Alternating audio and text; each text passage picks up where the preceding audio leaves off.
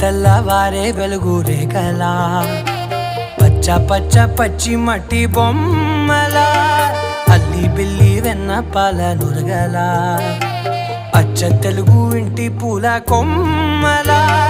దేవదేవుడే పంపగా ఇలా దేవతే మా ఇంట అడుగే పెట్టెనంట బ్రహ్మ కళ్ళలో కాంతులే